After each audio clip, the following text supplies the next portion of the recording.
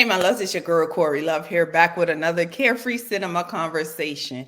If this is your first time, welcome. If you're returning, thank you for rocking with your girl. You already know my platform is a positive space for all things Black independent film. I share movie trailers, I share movie reviews, attend movie premieres, amongst other things like what I'm doing tonight. I host Carefree Cinema Conversation. Tonight, we'll be having a conversation with Mr. Al Robbins out of New York, but living in Atlanta. And he's going to share, some things about what he has coming, what he's done in the past, and what's happening right now. So if you don't know him, you'll get to meet him tonight. And I'm going to go ahead and bring him right on in. Hello, Mr. Robbins. Hey, how are you? I am well, and yourself? I'm doing pretty good, pretty good. Just hoping I was watching a truck pull up with I guess the people across the street are getting ready to get their lawn cut. So hopefully it doesn't interfere. But you and I, we've been having these issues. So, but we're going to do it anyway. How about that? I'm telling you, it's a reason. This right, is going right. to somebody, change somebody's life or something like that. I'm telling you, because of all these issues. But that's all right. Like you said, we're going to make it happen. So Go ahead and introduce yourself.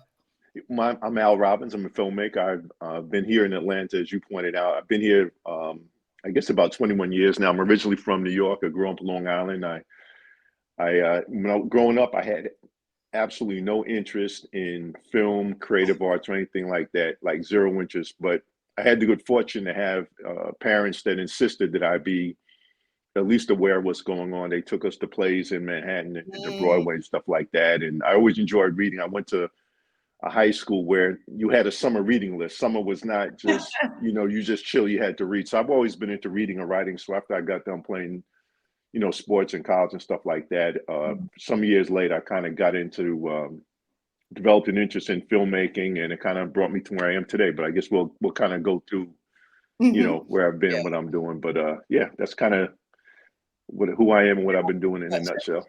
Yeah. Okay. Good. And you say you played sports in college. What sports did you play? Basketball. I played basketball. Yeah, I was in high school. The high school I went to was known more for football than basketball. So I played football in high school, and actually I got recruited more for football than basketball. I don't know if you can tell, but I'm not the biggest guy in the world, but I had some ability. I'm tall but slim. Okay. But yeah, I played basketball in college, and yeah, so I'm just a sports person. Like on Saturdays, literally my entire day, all I do is watch college football. On Sunday, pro football. And yeah, I'm like, my wife must really love me, because when I tell you, I spend a crazy amount of time in front of the TV watching sports. Yeah, crazy. Have you ever coached? I was gonna say, for 14 years, after my son stopped, finished playing, I still continued to coach youth football. And the reason I stopped, because it's not only is it an investment in time, but it makes a difference when, like, if you can't be at practice one day, something like that. It's crazy, because the kids will be like, Coach Al, where were you? You weren't here yesterday. And it's like, man, like, they're really paying attention. Sometimes you think they're not, but just your presence in their life, I think, is significant, because it's not really, you're coaching them to play sports, but it's not just about that, because some of them are looking to you as a mentor, as a parental figure or something like that. So it's a huge obligation. And what I didn't want to do, particularly as it got to the point where I didn't just have the time to devote to it, I didn't want to say, do it and say, I'll be here one day, but I won't be here for two. Yeah. So, but yeah, no, I really enjoyed coaching, but everything has its time, and I think my time with that kind of ended. I trust me. I get it. And like you said, a lot of them, they look forward to seeing you because you become their mentor, Right. And so when, like you said, when you realize that it was time, and you gave up instead of, because I know, coming from a background in education, they look forward to you. They get hurt if you're not a part of what they got going on. So thank you for that, for sure. And so you said that you, I just got so hot. It's that age. I understand. You said that, okay, so I know you came from another background as far as career-wise, right. And you transitioned into filming. When did that take place? When did that transition happen? Well, it was a gradual transition. It probably started in the early 2000s. I was working in the insurance industry, and um, essentially, it was really just a job. It was a career. Um, I wasn't one of these people that from the time they were 7 years old, they knew that they wanted to be a filmmaker or be on stage or something like that, and always worked towards it. I really didn't. I was into sports. Um, I never anticipated I was going to be a professional athlete, but to be honest with you, I really never really thought beyond that. And then when I got out of college, I started looking at careers, and I uh, either started handling claims for insurance companies, but like State Farm and Allstate, some of the bigger companies I Mhm. worked for, and that provides a stable life for you. You're not going to make you know a you're not going to be a millionaire, but you're going to live a nice middle class life. You're going to be Yes. able to buy a house and go on vacation, do that kind of stuff. But it wasn't fulfilling. So in around, I'd say, early 2000s, I really, I started writing scripts. Still at Mhm. that point, no interest in actually producing or directing films. Okay. And then I started taking acting classes because I knew that if I ever wanted to have my stuff produced, to be able to do it from the view of a an actor is completely different. I mean, nobody can. Actors approach material from a completely different Mhm. standpoint than other disciplines. It's very internal for them. It's from the inside out. So I started learning about that process, and then after that, I started getting into directing. I bought a little digital camera, started making short films, and then I made my first feature film in about, I guess it was 2007. We shot Grapes on a Vine, which is my first feature film. So it was a very gradual process, but for Okay. me, I think it probably worked out better because I had an opportunity to live some life, observe some things, have an opinion and point of view, Mhm. and so hopefully now as I create films, my point of view is what comes through because I think that's what separates people and that's what creates interest is everybody wants to see a story from um, a particular person's perspective, and that's what makes it interesting. Somebody's take on the world and on life. So I think getting into it a little bit later actually probably helped me in terms of having something to say. Yes, yes, I agree. I agree 100% with that. And then, like you said, you were able to observe and watch. So you took acting classes. Did you ever Mhm. act in any of your films? Actually, I did. I did. There was a film I have that actually was I don't know for sure, but it may be the most viewed project I've ever done. It's a very small film called The Next Day, and Mm. it's on Peacock, it's on Tubi, it's on YouTube, it's on Amazon Prime, it's on Okay. Plex, it's on probably about 7 or 8 platforms, and I'm actually one of the leads in that one. It started out as a web series. It was not supposed to be a film. I had gotten the opportunity to direct another film. It was my first for hire job, and we were kind of looking for a project to do testing a camera before we shot that for hire project. So we started doing a web series, but it started turning out um, so well that we said let's extend this and make it a feature. So I think initially we had like 4 or 5 segments and we just extended it out. But so I didn't anticipate, it wasn't my plan to be an actor in this film, but I turned out to be, the lead actor in the film, and it's got over 15 million views on YouTube, close to 16 million, and it's probably out of all the work I've done, it's probably just by sheer numbers, it's probably been seen more than anywhere else because everybody's looking at stuff on YouTube. And when it Yeah. first went up there, the distributor, I knew it was going to be on, it was on YouTube because after it went through the initial phase. That was initially when it was released. It was kind of like at the tail end, and when people were still buying DVDs and going in stores. So Okay. Okay. that was like 2013 or 14. It was released. So that was the initial phase. So when it Mm. went on, when it went online, I didn't really pay attention to it because I was Yeah. like, okay, it's the initial run of it is over. This is just kind of like what you do afterwards. And as it turns out, that's not the case because it's bigger now than it ever has been. When I started watching the number of views, and the distributor called me, he said, you need to be interacting with these people because these are the people they're going Yeah. to be, you're going to be, when you do your next project, you want to be able to reach them. So Correct. I started reaching out to them, but it got bigger than I could have ever imagined. So to answer your question, yes, that was the first film I was in. And then what I started doing, just because I know I'll show up because I'm directing, so I'm going to be there, Mhm. I stuck myself in smaller parts in other projects that I did. Got you. Not lead parts, but just parts that were something, I thought I can handle. I didn't want to bite off more than I can chew. But also, when you're doing an independent film,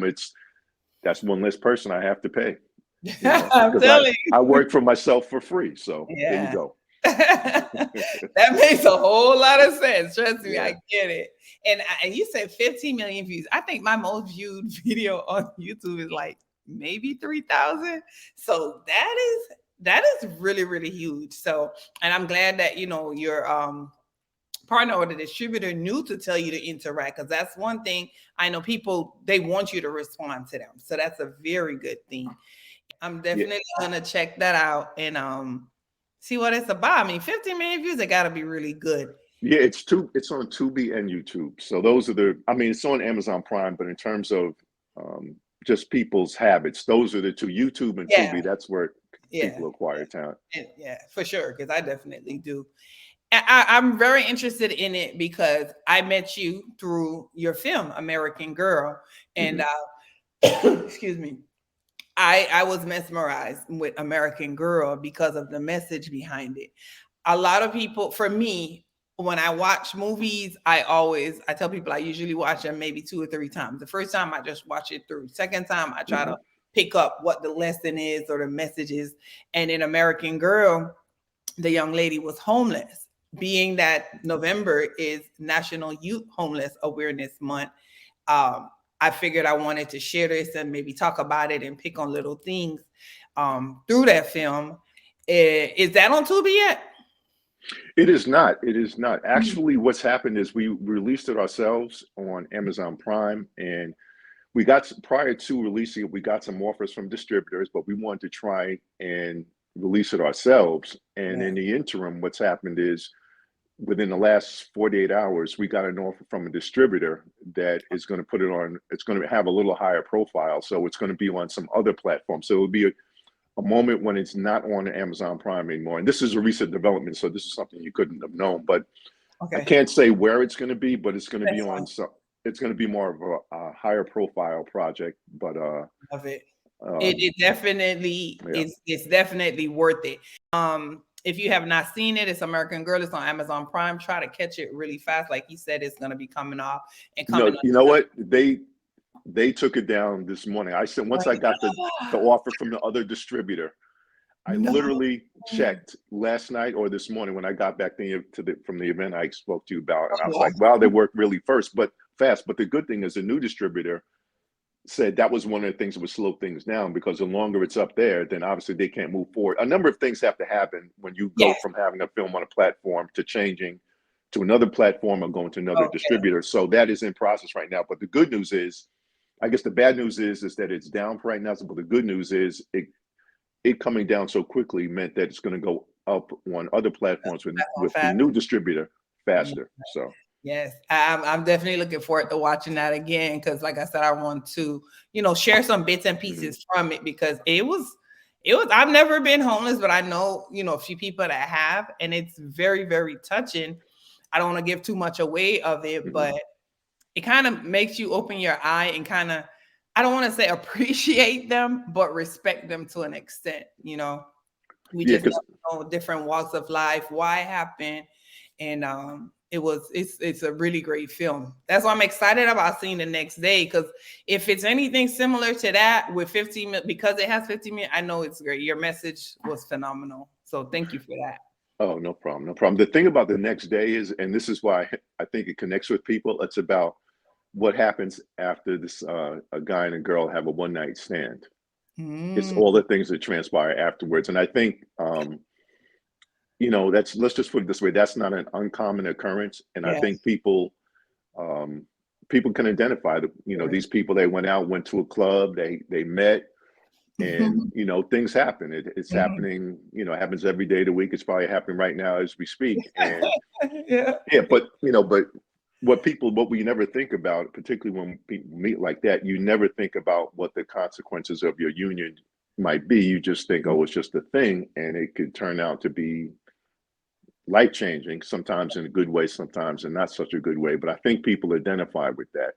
And I Okay. think that's why I had some success. It was very, it was told in a very, very realistic way. Yeah, And yeah. yeah, and Okay. with some good actors in it. So yeah. And see what I'm saying? A great message. So you know what Hmm. to and what not to do Right, right. in that Hopefully. case. Right, hopefully. I get it. That's for sure. Um, Now, also, I noticed that many of your films are in film festivals. Uh, Many of your films are in film festivals, and many of them have also been chosen and awarded. What do you think is the secret behind that happening for you? well, hopefully it's the stories we try to tell. I try to tell things from a personal standpoint. Mhm. Everybody, as I said earlier, everybody has their perspective on events that occur in their life and just things that happen. And I think what makes it so interesting is not only as a filmmaker but a film fan is you want to basically know what somebody's point of view on a set of circumstances is. And hopefully I've told stories from my point of view, my interpretation of things, and hopefully that's connected and resonated with people. And I try to do that. I think the more personal you can make the story, the more success you'll have. So I would say, if anything, would be I guess, a main contributor to any success I've had at getting into a film festival. I think would be my point of view. It's just very, a very singular personal point of view, and hopefully, that's what people gravitated towards. And you answered my next question all in one. What you want people to receive from your content, and you said it. And I appreciate that because it's working. Trust me, it's working. When Thank I you. tell you I was so dumbfounded by American Girl, I was like, "Ooh, let me look up this, person. It Hmm. was bottom of the net film works, right? And looked it up, and I was like, let me see if they want. Let me chat with them. Yeah, no, So I'm glad you did. But the funny thing about American Girl, the genesis of that project was, well, let me back up a little bit. Because of the way the industry is changing right now, there a lot of storytelling is done um, in episodics, like on yeah. Amazon or Netflix, and you can go deeper. You can tell a deeper story. So we had been working on creating some series. So I had created a couple of series, and I was trying to really get those out there. I was really kind of focusing on that, and that's why I wanted to tell stories. So I Mhm. wasn't really looking to do a feature film, but then of course 2020 occurred, the pandemic occurred, and as a result of the us being home and Yeah. watching TV and do everything, the social justice movement, everything that happened here with the George Floyd and Martin Arbery, Breonna Taylor, all that stuff happened in a place and a time when everybody was kind of stationary, Yeah. everybody was home, and everybody was able to sit and watch what happened. And Mhm. my daughter had, I think she was just finishing her freshman year of college. Okay. And the second semester, she had actually come home because of COVID. She had to finish the semester at home. So when a lot of this stuff was going on, she was here with us. And to remind you, she's 19, and when she grew up in a community here, I guess in high school, I guess her high school was primarily white, Uh-huh. but she never had any bad experiences, and frankly, she never she wasn't on every day thinking about, I'm a black woman navigating my way in this world. All Mhm. this racial stuff for her, for the most part, these were things she read about in books, knew from things that her mother and I shared with her, but it wasn't present in her face. So Right. you fast forward to 2020, when everything started happening, she started internalizing it, and she, to the point where she became very emotional. And there was a point, and I when we mentioned this, we don't mention this to make light of her, but she was after. Um, I forget which event. It may have been in Ahmaud Arbery. She actually slept in the bedroom with my wife and I for like 2 nights.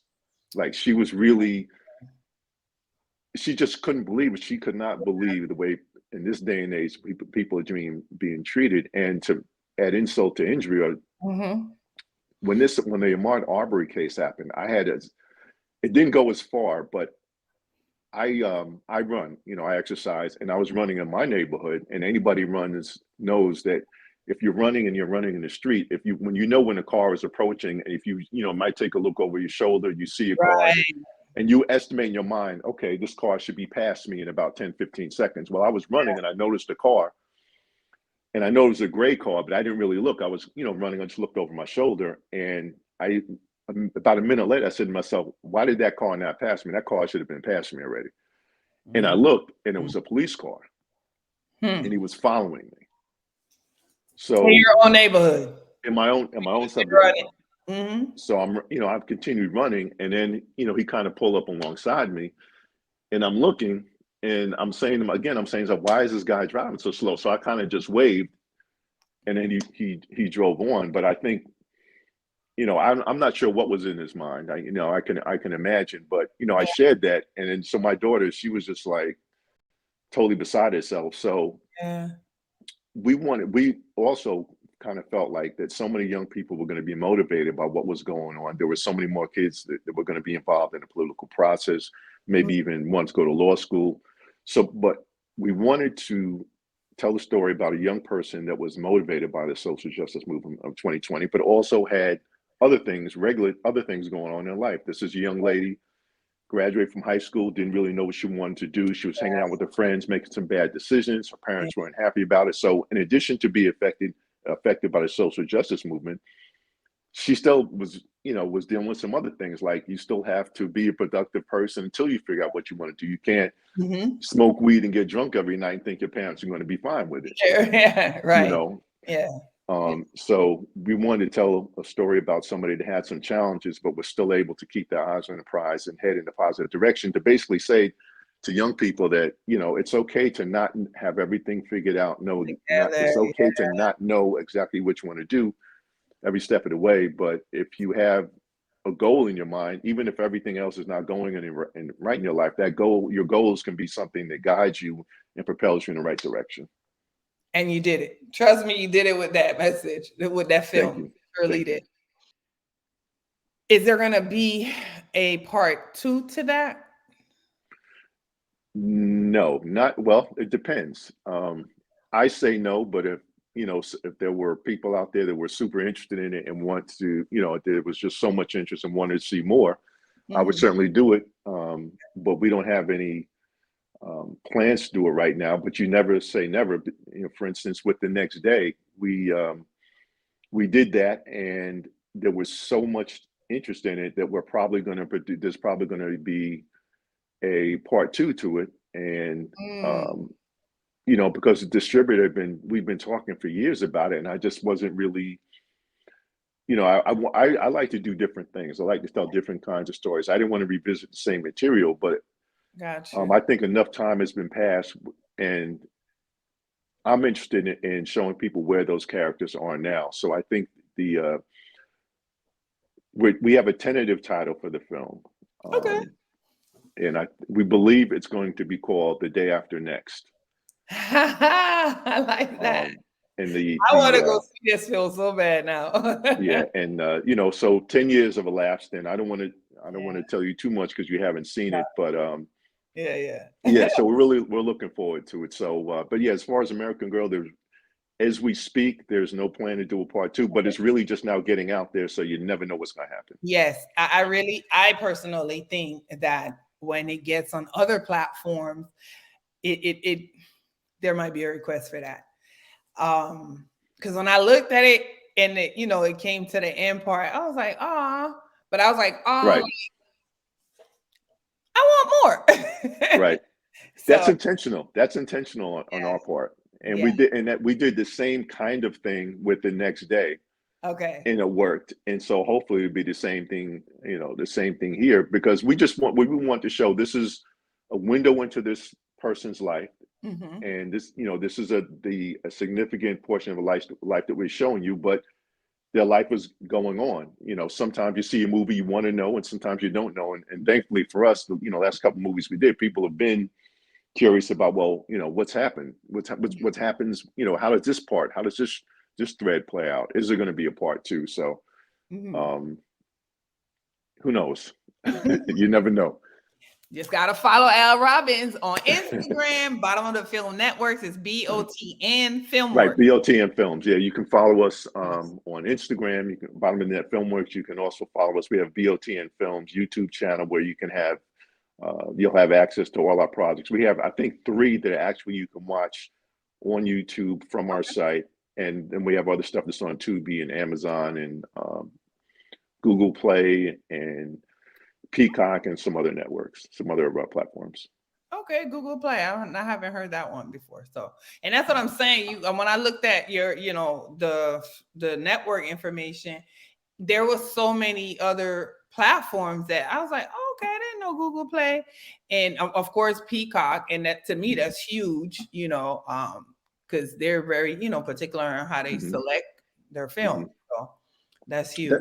Yeah, that's the great thing about being a filmmaker these days. When I first became interested in becoming a filmmaker, before I even made a film, before I wrote a script, let's say the late 90s, early 2000s, for Black filmmakers in particular, well, let me back up. For any filmmaker, any independent filmmaker, it was hard to get your work seen. And then, so if you're talking about Black films or what they would call urban films, Mm-hmm. it was next to impossible to get a look. I mean, these platforms that are out now are changing the game. Particularly, Tubi is what's going on with Tubi is essentially historic. They're making more filmmakers that are now having the ability to do nothing but make film because they're able to monetize it because the platform where people that are looking, want Black indie content, there's a go-to place, and Tubi is one of those places, and it's changing lives. And I'm people that are young filmmakers that are coming up now. This is just what is for them, and they may not appreciate the fact that now there's this place where not only can you release your film, the barrier to entry is not that high, but you can also be a filmmaker full time. You do not have to necessarily have another job.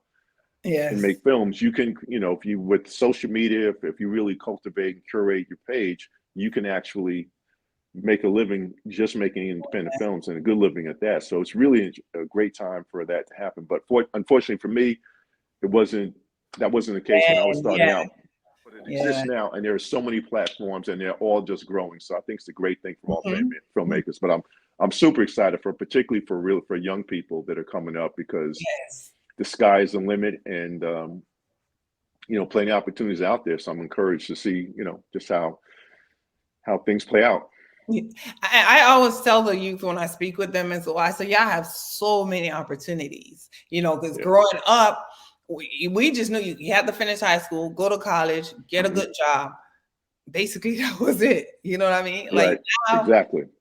It's different. They have, like you said, all these platforms where they can make money from home. Just sitting at home, doing silly things, doing great things. It's just they have a great opportunity, like you said. And even with YouTube, it's like, or just really the internet in general. There's nothing you can't learn about. Yeah. Like there are so many podcasts and YouTube.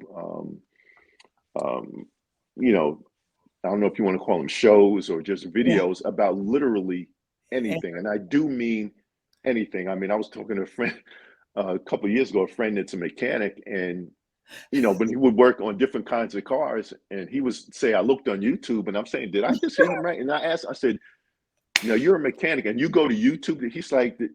He said, Al, there is nothing you can't find on YouTube. So literally, whether I'm doing something around the house, whether it comes to filmmaking, whether I'm looking at a new kind of camera, I want to see what one camera looks like against another. There's nothing you can't find on YouTube. Literally, there's nothing you can't find on YouTube. And with your phone, nothing. So it's like, if you're a content creator, there's an unlimited amount of information out there for you. So these kids today, it's never going to be easy, but you have an advantage because the internet is a great tool.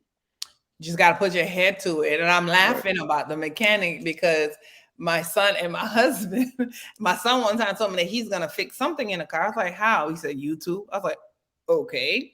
Yep. And literally on Monday, my husband was on YouTube trying to put a water pump in one of our cars. I'm like, what are you doing? But he did it. I'm like, this is so great. To me, I'm like, I'm not trying to do anything that's not in my job description, so to speak. But like you said, YouTube, yesterday I looked up the difference between a 15 Plus and a 15 Pro iPhone because I want to see the quality and stuff. Everything, every single thing. So we can never say that I don't know. Yes, you do. YouTube, they call it YouTube University. Yep, exactly. Yeah, I went to the screening last night. I went to, somebody was asking one of the panelists about, I think it was marketing a film or something like that. And what you just said, the guy said YouTube University. That's it. Type I it mean, in. if you want to know something, that's a good place to start. Literally anything you want to know. I'm not going to, obviously it may not have the specific answer you need. You might have to go to another source, but I'm sure it'll be a good start. So yeah, that's a great resource. For sure. With, all these other platforms and YouTube University, with getting your actors and actresses, well, I know that your actors are phenomenal to me. They're really, really good. Where do you usually seek? Do you advertise or do you go to these various actors' websites? Well, Charlene Falls produces not most of all the films for Bottom Net Filmworks, and she uses breakdown services. And Charlene has a great eye for talent. We've been in auditions, and if you've ever people for a film or for a project, after a while, after you see a certain number of people, it can be really, it's almost like your eyes glaze over. It's like you want everybody to be good, but you just, people get tired. And Charlene can always spot, a diamond in the rough. She can always spot somebody that really needs to be seen. And I'm very, very thankful for that. So a lot of the talent that you do see, a lot of that, and we do get a lot of comments about the quality of the actors that we utilize. And Charlene Falls she plays a big part in that, but she uses something called breakdown services. I really, unfortunately, I'm not that well versed in it because I show up to the audition and I watch people audition, but she kind of sets everything up. And but I know something called breakdown services. But some actors we work with, we have experience having worked with them in previous projects. But like Jamila Gray, for instance, perfect example, in American Girl, the lead actress, who also, while she was shooting our film, she auditioned and got the part in the film called On the Come Up, which is Sanaa Lathan's directorial debut. Oh, wow. Yes, I think Method Man is in it, Mike Epps, and just a host of other people. Yeah, On the Come Up. It's on, I think it's pretty much everywhere. It was a studio film. It was a Paramount Pictures film. It was a big film. It's out already? It's out already, On the Come Up. Check it out. It's a really good film. And she was good in American Girl, so I can't imagine her. Yeah, she's a fabulous actress. But the funny thing was, what happened was she had missed the initial audition period to submit. So she reached out to me on LinkedIn. I forwarded her information to Charlene, and they worked it out. I didn't think anything more of it. And she came into the audition, and she just schedule wise, it just so happened that she had the first slot. So she was the first person we saw that day. And my first thought after she did her audition, I said, how is this young lady available? Like, how was she even auditioning for? How did we get her for this little indie film? She's incredible. I'm like, how did people not know about her? Yeah. But she was just phenomenal. And then of course, while we were filming American Girl, she was auditioning for, On the Come Up, and she was telling me about how, there was a huge number of people and got narrowed down. But she was very calm. She was like, Al, I think I'm going to get it. Good for her. And I said, I would not be surprised if they see anything like what we saw. I know you're going to get it. But she did a great job. She got really great reviews. And when you see the film, you'll see why. Yeah. But I gotta check it out. But I'm saying this all to say there are a lot of talented actors out there in every city, in every state, and a lot of people, they just need a chance. And if you have people working with you like I do with Charlene and other people we work with, they'll find a talent. But there's talent everywhere. So to all the filmmakers out there, just what you got to do is shake the trees a little bit. Put put the information out there, and you can find the talent. I like that. Shake the trees a little bit. Now, with uh, in in lieu of us talking about actors, Mhm. what are two mainstream actors you would love to play in your film, a male and a female? Viola Davis for sure, and of course Denzel Washington. It probably sounds corny to say that, but the level of expertise when we're talking, Yeah, the level of filmmaking, though they're each individually what I like to call one of one. yeah, They really are. It's yeah, just, it's yeah. incredible to watch them work. And my wife pointed out to me that I believe it was in the movie Doubt, and I not Viola Davis was nominated for an Academy Award, and I think I'm going to be correct in what I'm about to say. I think she was in the film for 8 minutes. Think about that. How are you on screen for 8 minutes and you get nominated for an Academy Award? With the level of craft we are talking about is Yeah, insane. yeah, yeah. And so, if I She's could, really yeah, good. She's phenomenal. she is. She Phenomenal. really is. It's like a master class. Every time you watch her work, it's just like a master class. Yeah, It's just like I can't imagine. I imagine other actors, and I've heard them say they're in a scene with her. They probably get stuck. They're just like watching go because she's just that yeah, good. But yeah, Denzel Washington and Viola Davis are two people that I would love to work with. But there are just so many other actors out there that are super yes. talented that I would love to have an opportunity to work with also. Those are your top two. Hmm. And I Definitely. can see them in one of your films because of the messages that you've shared in most of your films already. So it'll definitely be From your mouth to God's ears. it's coming. It's coming. And I tell people all the time, it might not be this year, next year, it may be 10 years down the line, but never not, think it could Hmm. happen. Right. And I Right. always say never say never. Right.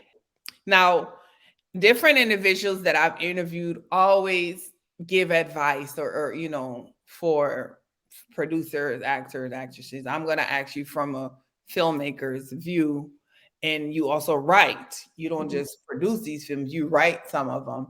What Hmm. piece of advice would you give to someone who wants to pursue this? Get as much training as you can. Speak to as many people that are already doing and have done what you want to do at a high level. Mhm. Um, Read as much as you can. Live life. Experience things. Take the time to just be aware of what's going on around you, but also tap into what affects you. Everything that goes on that you're affected by, you have a unique perspective and point of view on. So tap into that because that's what the world wants to see.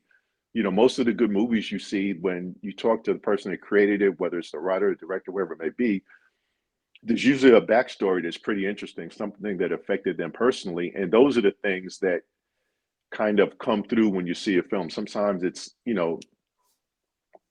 somebody's point of view is so specific that it makes the film that much more interesting. I heard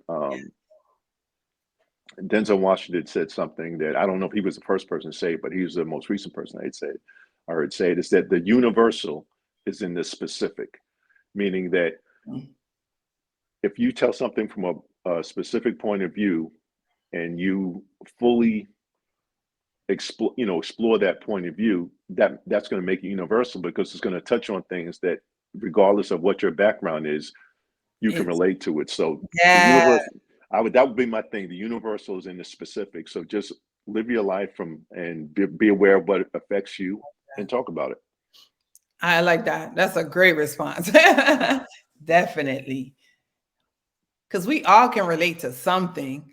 It's just how I guess how we would bring it to life in film. So great Right. advice. Great Thank advice. you. Thank you. And again, if you are just joining my show, I just had a great interview with Al Robbins. If you're not already follow him on Instagram, on Instagram, on all platforms, Bottom of the Film Networks, and his name is also Al Robbins. You can follow his page as well. And if you don't know, your first time tuning in, I always have game time. So So game time today is gonna be Would You Rather. Mhm. I always say I've tried so many other games, but sometimes it just doesn't work. So I'm gonna just Okay. think of All something. right. So I'm gonna ask you a question. It can be silly, it could be personal. It's gonna have something related to film. And Okay. you just would say, I would say, would you rather A or B? You would say, I'd rather B. And then I keep going. And it's Okay. always hilarious to me, some of the responses. So Okay. I get like so excited to do it. You're making me nervous now. I don't know what I'm in for, but let's go. Okay, let's go. So some of them are so silly. I don't even know. I came up with some of them. Would you rather have a group of loyal minions like Gru from Despicable Me or a magical nanny like Nanny McPhee? Magical nanny. Would you have a personal maid or a personal chef?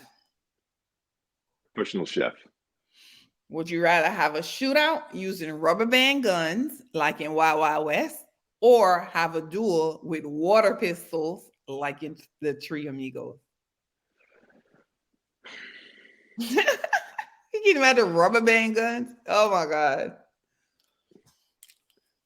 I'm gonna say rubber band gun because I'm assuming if I'm fighting this person, I can maybe hurt you a little bit with a rubber band gun. I'm probably not gonna hurt you with water, so I'm gonna go with the rubber band gun. Remember So when I'm you not a violent. I'm not a violent person though. yeah, no one is gonna be harmed. You remember those? Oh my gosh, I can't remember. We used to do slingshots, but it used to be the rubber band. That's what when I saw it, Yeah. that's Oh what yeah. I thought about that. Would you rather have an abnormally big toe or an abnormally big ear?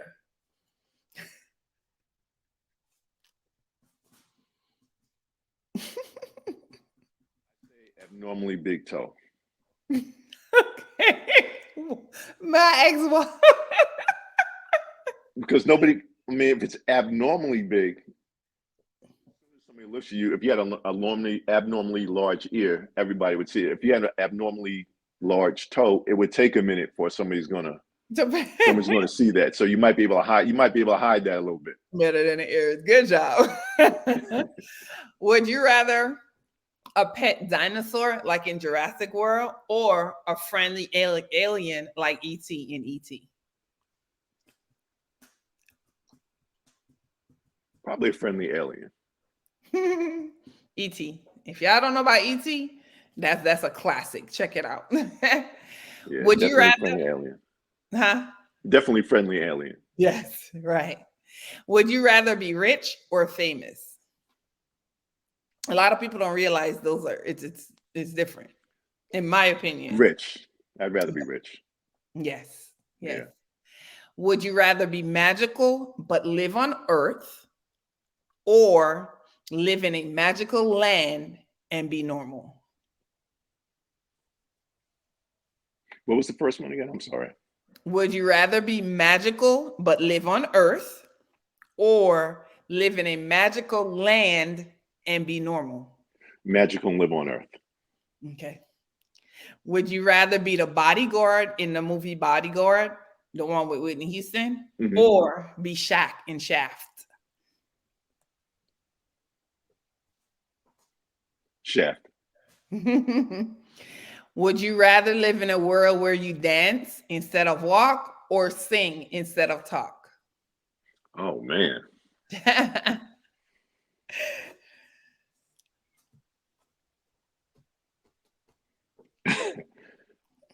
Wow. I guess dance instead of walk, I guess. No, it's dance. It's okay. Yeah, dance instead of walk or sing. Okay, so Dance, dance. I Yeah, guess. yeah. Yeah. And the That's a tough last one. one, you said that was a tough one. Mhm. And the last one is, would you rather be a member of the X-Men or the Guardians of the Galaxy? X-Men. Okay. So you just was played in Game Time by Corey Love. Would you rather? That was funny. I like that you Thank like you. you want a big toe. Yeah, give me the big toe, not the big ears. Big ears. Yeah. Is there anything you would like to leave the audience with today? No, I just wanted to let your audience know this was a really great interview. I've done a few, not a lot, but this was a really good interview. The time went by really quickly, and I'm glad we were able to work out. Yeah, That's good. We had some difficulties yesterday. We won't get I into that, know. but I was glad to be able to be here and speak with you about what I have going on, and just let people know that they can follow us on BOTN Films on YouTube. Just go to YouTube, type in BOTN Films, and you can see links to some of our films, some trailers, behind the scenes stuff, some interviews. And then on Instagram, you can follow us on Bottom of the Net Filmworks. And we have, as we spoke about earlier, we have American Girl was acquired by a distributor. We were releasing it on our own, but I can't reveal the details until we get it off of the platforms where it was through another aggregator. But look out for that. So just if you follow us on Instagram and YouTube, we'll be giving updates. And again, Corey, I just want to thank you for having me. It was I can't believe the time. I'm almost like, this is over. We're done already. I know, right? That shows that you're a great interviewer. But Oh, yeah, thank you. I'm just glad to have the opportunity to talk to you today and hopefully share some information that hopefully can help someone. For sure. And watch his films. You can definitely learn a lot. Thank And you. again, make sure that you follow him. And thank you again for being a part of my show, and everyone that's tuning in. Guidance, blessings, and love. Good night.